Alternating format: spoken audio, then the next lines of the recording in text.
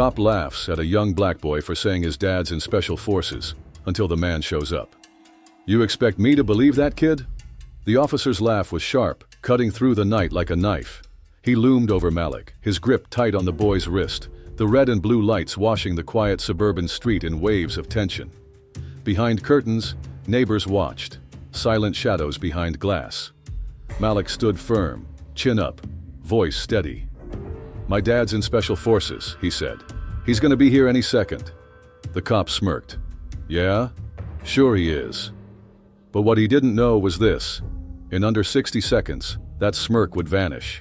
His grip would loosen, and the man walking out of the shadows would make him regret every word. Malik had heard it before. "You don't belong here. Where'd you steal that bike from?" But today was different. He was just riding home from basketball practice when the patrol car rolled up. Said he matched some vague description. Said they needed to question him. Malik knew the rules. Stay calm. Don't resist.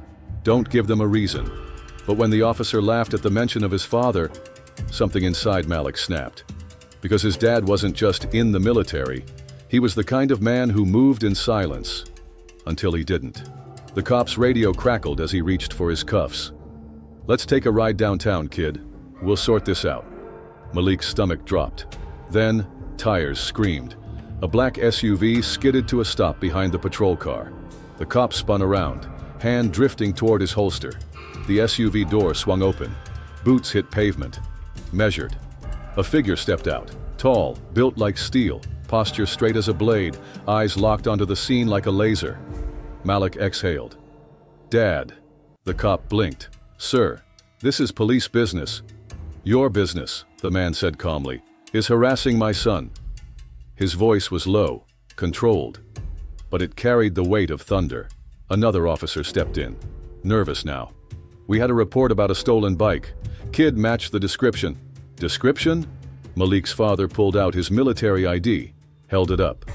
"You want to run mine too?" The officer's face paled. That insignia? That rank? This wasn't a bluff.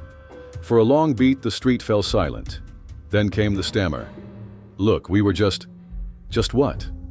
Malik's dad stepped closer. "Teaching my son another lesson. About how the world sees him." Malik's chest tightened. He hated this. The way his dad's jaw clenched. The heat of being stared at like you did something when all you did was exist. "No need for this to escalate," the officer said, raising a hand. "You're right," his father said, voice like steel. "So uncuff my son, now." A tense pause. The cuffs came off. As the patrol car pulled away, Malik finally exhaled. His shoulders sagged. His dad placed a steady hand on his back. "You okay?" Malik nodded. Quiet. "Why's it always like this?" His father didn't answer right away. Then softly, "Because some people need proof before they respect you. But you don't owe them that." They walked home under flickering streetlights. No more words, just the rhythm of boots and breath and bond. And for the first time, Malik understood. His dad's strength wasn't just in his title. It was in the way he stood, unwavering. No matter who tried to doubt him. If this story moved you, drop a karma in the comments and hit that like button. At Soul-Stirring Stories, we share real, powerful moments that remind us. Strength comes in many forms, and love always shows up when it matters most. Don't forget to subscribe and turn on notifications for more stories that stay with you. You're not alone.